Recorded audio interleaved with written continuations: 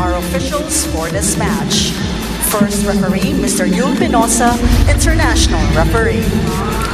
Second referee, Ms. Joy D. Imos, National Referee. Before we start for both teams, we'd like to say thank you to our friends, A6, the official league partner of the PVL, and Casa, the official game ball of the PVL. And now, let's meet the starting lineup from the Creamline Cold Smashers. Let's start off with team captain, jersey number 2, Eliza Valdez. Number 5, Risa Sato. Jersey number 12, Gia Murado. Number 18, foreign guest player from Thailand, Kotika Kaupin. Jersey number 19, Michelle Gumabao. Jersey number 21, foreign guest player from the USA, Laura Shoud. And starting the barrel, number 22, Melissa Goheng. With head coach, Mr. Anasorn Tai Bundit. And now, let's meet the starting 6 from the PayMaya High Flyers. Let's start off with jersey number 1, foreign guest player from the USA, Tess Roundtree. Number 2, foreign guest player from the USA, Shelby Sullivan. Team captain, jersey number 4, Jasmine Nabor. Number 5, Rachel Soltones. Jersey number 13, Celine Domingo. And number 15, Jerili Malabanan. Starting the barrel is jersey number 6, Leslie Ann Pantone. And head coach, Mr. Roger Korayev. This is game 1, battle for third. Ito po ang starting 6 para sa parehong koponan na para kay Coach Tai Bundit. The starting 6 that won it in 3 sets kontra sa Pocari Sweat Air Force Lady Warriors. Yan din po ang nasa court ngayon for the Cool Smashers. Samantala, tingnan natin sa kabilang dako for Coach Roger Gorayev kung may pagbabago ba sa kanyang starting 6 na tumalo sa kanilang kalaban in 6 sets. Yan din po, the same 6 that won it kontra sa Bangko Perlas Lady Spikers. Yan din po ang ngayong magsisimula ng game number 1 finals best of 3 reinforced conference ng PVL. What is your early assessment of itong matchup na to? 1 versus 2, Doc AJ. Well, sa lineup pa lang, no, they're the usual suspects for the Creamline Cool Smashers. They're bringing out their 3 top guns already sa harap. Tatlo kagad yung Spikers with Eliza Valdez in zone 2. On the other hand, sa PayMaya, ganun pa rin yung bulk or the core of their starting lineup. Si Jerili Malabanan lang just being used for the opposite position. Although talaga nag-shine siya talaga sa tournament na to. So, we'll see if the opposite position is a better fit for her being talagang sanay siya sa laro sa left wing. Samantala, in the first attack ni Tess Roundtree, Laura Shout with a block. Shout in that third game, only 5 points para sa kanya. Roundtree will try again above the blockers and pupuntos to tie it up at 1-1. So Tess Roundtree, sabi niya, hindi na ulit makakaisa si Sean sa kanya. Kaya, so she went for a down-the-line attack. Actually, above Michelle Gumabaw na alam naman natin ang reach din ni Michelle is mataas din. Leading blocker para sa Cool Smashers was Risa Sato in that game number 3 win. Gumabaw, good up para kay Soltones. A free ball para sa Cool Smashers. Kaupin. Here comes Eliza, rejected by Roundtree. And Roundtree will try again. Blocked again! Wow! So good read in the part of Sean. Kita nila, disrupted na yung attack pattern pa lang ng PayMaya with Seth Domingo getting the first ball. Usually pag ganun kataas, yung middles dapat hindi na sila yung kumukuha ng first ball. Hayaan na nila sa libero para makaporma sila sa atake. Nababawasan yung options for Jared tuloy si Roundtree na lang yung isa yung spiker. Roundtree, 35 points. Yung 5-set win. There's Domingo. What a save! Gumabaw. Pantone iaangat. Back to Roundtree. Too close to the net. May push siya. Inangat kay Morado. Not good enough. Puputos na naman ang PayMaya. So lucky break in the part of round 3, talagang halos pasok na yung bola eh. And pag inatake niya pa yan, there's a high risk na mag-net touch siya. So just tip it over the block. If you watch Test Round 3, Doc AJ, hindi siya fancy na player, no? But very efficient and effective. So very technical lang yung laro niya. She doesn't really go for awkward angles in her approach. Talagang just keeping it basic, just hit it high and above the blockers with enough strength. Hindi rin siya ganun lakas humataw, no? Hindi rin todo. I mean, she just puts enough para makapuntos. Well, she knows she's a big player, so she used it to her advantage kasi dami na natin nakitang foreign guest players na talagang kung bumira ng palo talaga eh. Speaking of bumira, Gretzel Soltones, not a stranger sa malalakas na hataw, and all of a sudden, PayMaya by 2. So far, PayMaya doing good in their service. Hindi masyado nakaka-set up ng palo si Gia Morado. Valdez, better reception. Morado, gumabaw, block, but it goes outside. So naputol yung 2-point run nitong PayMaya. Good closure sana yung block ni Domingo. Just so happened na talagang ginawa ni Michelle, use the block to her advantage. And again, credit, we go back, minention mo to, Doc AJ, nung simula, no? Si Morado, really very good setter, mabilis. Kaya hindi nakaabot yung blockers kay Gumabaw. There's another great point para sa Cool Smashers. A little 2-point run para sa kanila to tie the game. Early on, kita naman natin yung blocking of the Cool Smashers working for them. A couple from short and now with Gumabaw. Push from round 3. And Gumabaw, she's become the designated scorer dito sa early part ng first set. 5-4. Well, ganun naman talaga ang role. Pag opposite hitter ka, you just have to really contribute points talaga. Not much into floor defense, not much into reception. Ideally, talagang ang job mo is to hit from the net. So it doesn't come as a surprise that si Gumabaw, as Soltones misses, is the go-to girl right now. And as we can see naman, siya na yung pinakamalaki ngayon sa front line ng Cool Smashers, and we all know what she is capable of. We all know that she could put a little bit more power in her attack, but so far it's working for her to just go hit over the block. Let's go to Janine Choi. Eric at Doc AJ, kanina nakausap ko ang kapitana ng PayMaya na si Jasmine Nabor at sinabi niya na hindi talaga biro yung kinailangan nilang pagdaanan para makaabot dito sa finals. Sinabi niya na kailangan nilang mag-double effort para lumabas yung chemistry, teamwork at camaraderie nila as one team. Dagdag pa ni Jasmine na sobrang proud siya sa kanyang kapwa teammate na si Gretzel Soltones dahil for her, yung pinakita ni Gretzel is her best game yet, best performance yet in this conference ng semifinals. And being the team captain, her only wish is magtuloy-tuloy yung performance ni Gretzel dahil alam niya, we have to play with a lot of high intensity, high energy in this ball game. Balik sa inyo, Eric at Doc AJ. Maraming salamat, Janine. Well, 16 points, second leading scorer, Gretzel Soltones. In game number 3, come from behind. And yung leadership nila, nakausap siya, sinabi niya sa mga teammates niya, let's start defending, let's bring back yung happiness. And that's, how we'll get to play better. As Gumabaw, ball outside, mga malakas, pero kinuha ni Domingo. And that's another point. That is 4 straight points para sa Cool Smashers. And they take us to our first technical timeout, 8-5 kontra sa PayMaya in set number 1.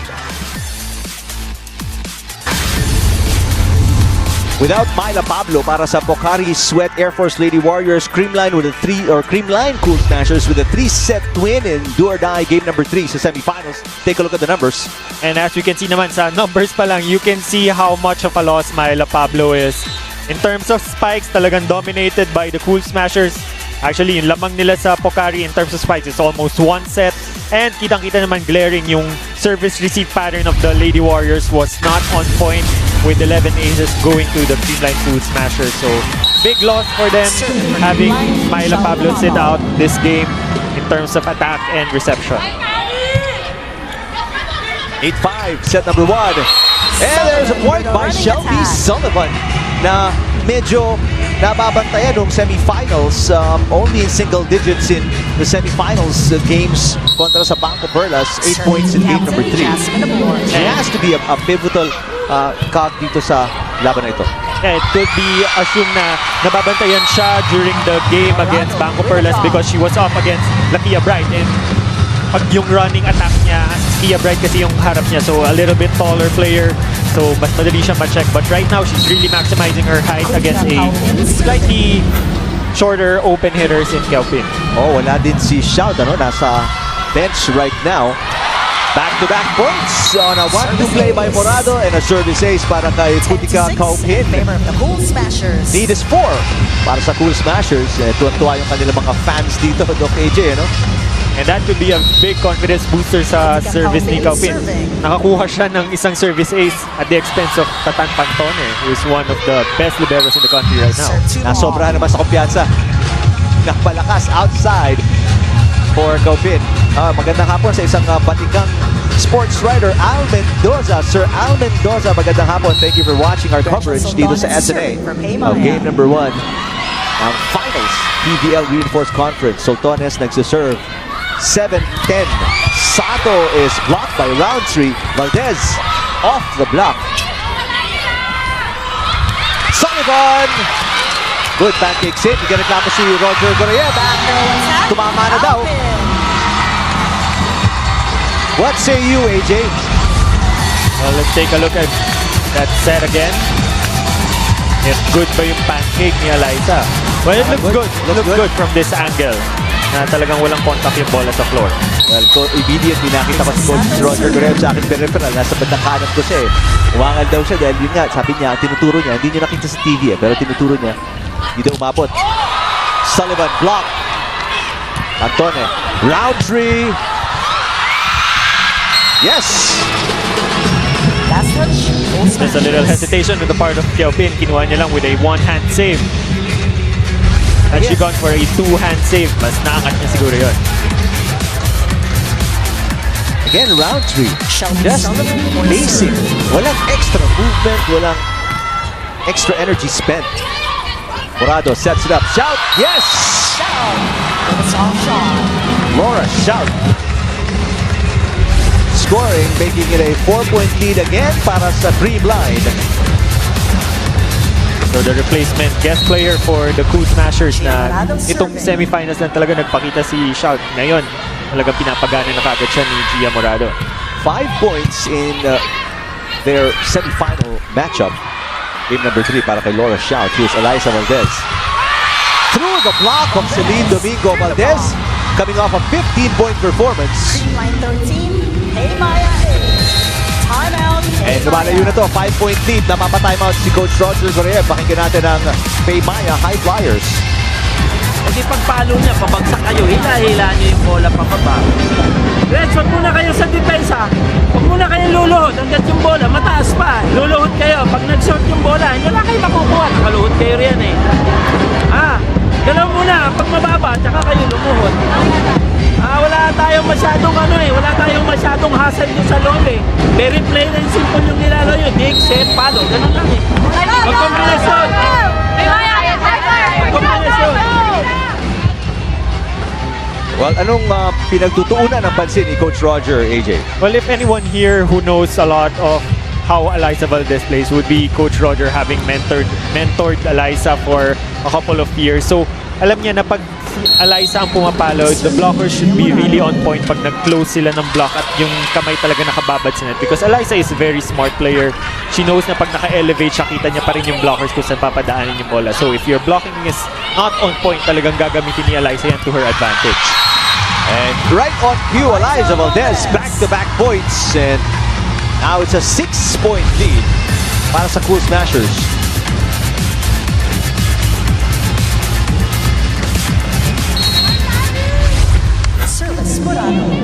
Cool Smashers. Mas marami-raming kumpiyansa right now at this stage of the first set. And how they're dominating. Malabanan. There's a net violation kontra sa Cool Smashers. At sa lucky break para dito sa PayMaya. They've been struggling to find a point. And actually, even if there's no net error, maganda yung patay ni Malabanan in that point. A lot to be expected more from her, being the opposite for this part, at least para ma-match yung output ni Gumabaw from the other side. Malabanan only 2 points. Game number 3. And gumabaw. Kahit sa ang panik, AJ, effective today. And it shows naman why Cool Smashers is now on a quite a comfortable lead here in the first set because everyone is contributing to the cause. Talagang sa block nandun si Michelle and si Sean, and sa attack naman Eliza and even Michelle Gumabaw is also doing significant damage sa net. Kyla Atienza, yung libero ngayon ng Cool Smashers, also doing a great job. Floor defense. Roundtree, nakaiwas sa blockers.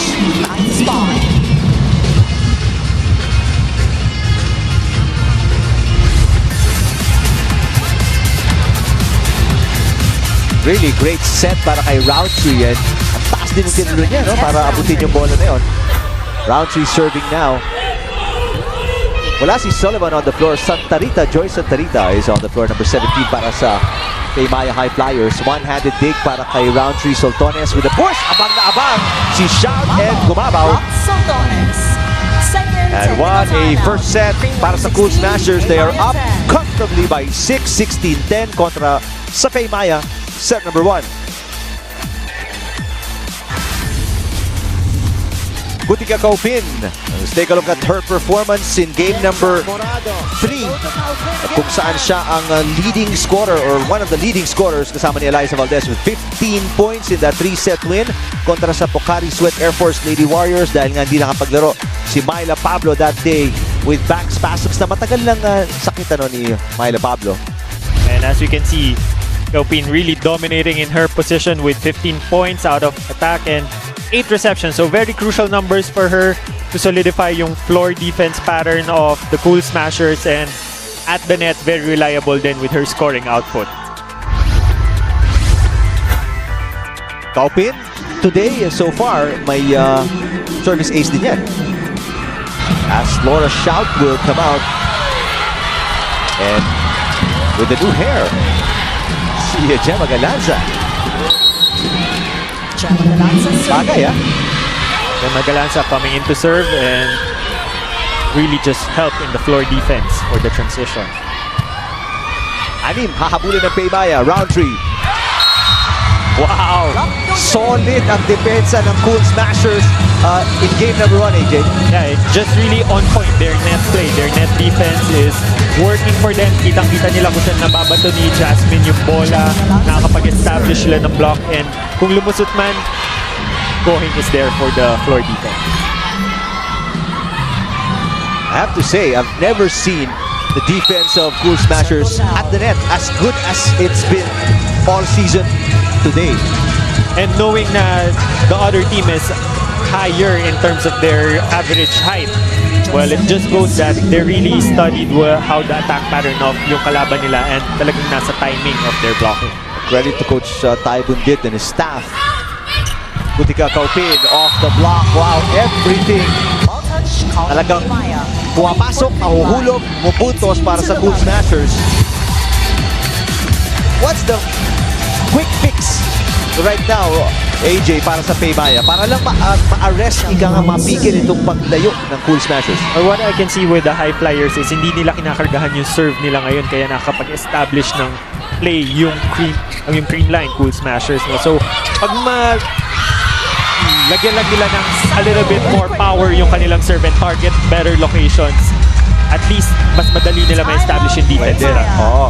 Dana Torres, magandang hapon, watching all the way from Dubai. Timeout na naman si Coach Roger. As we take a look at some of your tweets, pakinggan din natin. Sabi naman ni Ruben, Creamline for the gold. Go Valdez, Morado, Kaupin, Gumabaw, and to the rest of the team, good luck. Watching all the way from Brooks Point, Palawan. Palawan naman, oh. What they are doing now is just trying to outsmart you. They'll jump, they'll have a soft spike, and it just crosses the arms of the spiker, of the blocker. Ano, ganun lang kayo eh. Ititulak niyo ang bola, ha? Well, malambot daw yung blocking, AJ, sabi ni Coach Gorayev. Yeah, yung ina-emphasize niya with the block is hindi nakababad yung kanilang kamay over the net, na parang nakataas lang yan. So it becomes a liability for the team kasi ginagawa lang target practice ng mga attackers ng Creamline. And ang importante is itulak mo papasok, di ba? Yeah, you have to really press onto the net para at least pag tinamaan yung bola, pababa yung balik ng bola, hindi lang. Kasi pag nakataas lang yan, pwede lang gamitin na for checking or the tooling the block. And a good tip on an over-receive. Creamline. Point goes to Ni PayMaya. Roundtree na Bor scores kontra kay Kaupin. Pero malayo pa rin to. It's 7 points ang kailangan na bulan ng PayMaya. And medyo tail end now sa dulo na ng set number 1 to. Kaupin, babawi. Net touch. Grabe yung PayMaya. pagkatago kay Kaupin doon. And yun talaga yung what's deadly about Gia is she's able to really hide her spikers and couple it with a very explosive one in Kaupin. Open block for Kutika Kaupin. Serving. There's Risa Sato, former National University Lady Bulldog. Best Roundtree. He has to do a lot of work dito. Malabanan, papalo. Angat ni Kaupin. Morado goes to Valdez, mababa. Risky on the sand by Creamline. Medyo nanggigil si Liza, no? Kita niya kasi hindi nakapag-establish yung blocking pattern ng PayMaya with Sultones being left in the right wing. Gretchen Sultones serving. Montepila from the Banco Perla Spikers.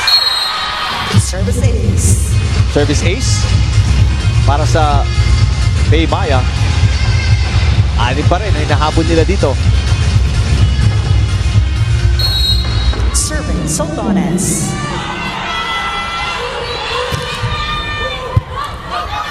Over-receive and Roundtree. napakadali para kay Roundtree. Ang laki niya kontra kay Morado. PayMaya needs 5 And this is points the best to tie the score. time perhaps for the high flyers to really rack up the points with 3 of their tallest players up in front. Time out dito si Coach Tayo Bundit. Pakinggan natin ang Cool Smashers. Meditation, meditation. Confident, Viking, confident. Ha?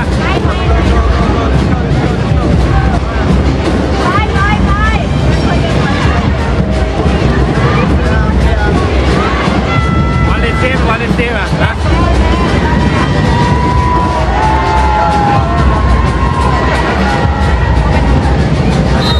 Happy, one more. Creamline! Not much instructions really on the part of Coach Tai, just really calling a strategic timeout to just dampen yung momentum ng high flyers. Ella De Jesus. Gretchen Sultones. Nanonood na lang pagkatapos malaglag ng Banco Perlas sa semifinals as Valdez is blocked and Bounce across.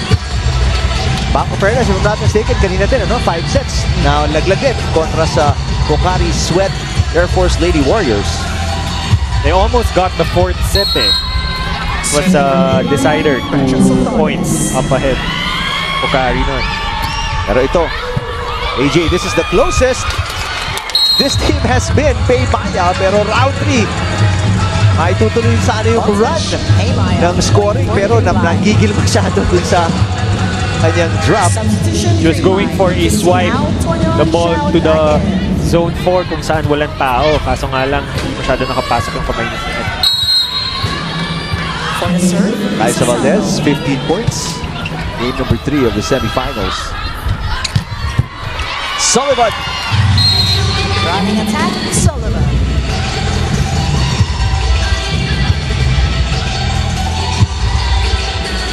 Shelby Sullivan getting ready to serve. Shelby Sullivan serving. Apat hinahabol ng PayMaya. Valdez. Sultones nag-angat. Nabor to Malabanan. Set is off. Valdez. Roundtree. Yes! Roundtree finds the end line. So much credit to the floor defense of the high flyers. Nabuhay na yung kanilang floor defense care of Gretchen Sultones. Inataas niya lang yung first ball para maka-establish ng set si Nabor, and Roundtree just gonna hit it over the block. And we talked about the importance ni Sultones, AJ, at the pre-game, na hindi lang sa scoring, receptions, importante yung role ito si Sultones as Malabanan Finds the connects. spot. Wow, what a run here! 2 more points for PayMaya to tie the score. From being down by 8 points. Dalawa na lang ang hinahabol ng PayMaya. Crucial yung save ni Sullivan doon. Morado to Valdez. Sultones underhand set for Malabanan. Oh, what a one-handed set. Gia Morado to shout. So credit in a part of Shout to actually commit to the quick kasi hindi na ganun kaganda yung first ball nila. At least pumasok pa rin siya ng quick. At tiklop na nga yung balikat ni Shout kasi ganun siya katangkad and hindi ganun kataas yung pag-set ni Morado, who's ready to serve 22-19. Set number 1. Roundtree. Yes! Net touch, Creamline. So net touch error called on Shout.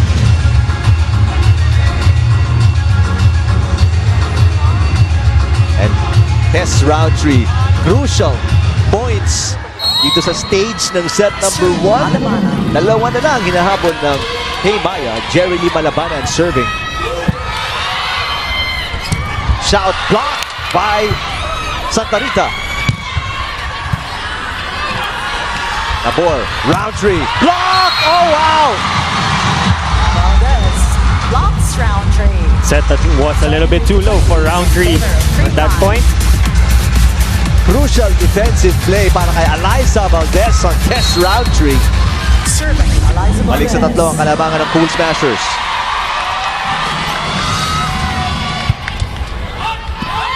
Roundtree again. Cross court ngayon, yes! Roundtree with a cross-court kill. So maganda yung nag-adjustment ni Jasmine Nabor. She set it a little bit far from the net para hindi makadukot yung blockers ng Cool Smashers. At nakagawa din ng angulo si Roundtree, who is ready to serve para naman sa PayMaya. Dalawa ulit ang hinahabol nila dito. Oh! Sakit naman nun para kay Roundtree at PayMaya. Now on set point. Wala na magawa si Coach Roger Goreyev, kundi kumindi na lang. It is set point, Cool Smashers 24-21. Serving for the And set. I'm looking at Roundtree. Nakangiti si Roundtree ngayon. May iling-iling na lang, AJ. At is outside. Ball is out. And that's it for set number 1. Roundtree still cannot believe na outside yung huling palo niya. Stand by for set number 2.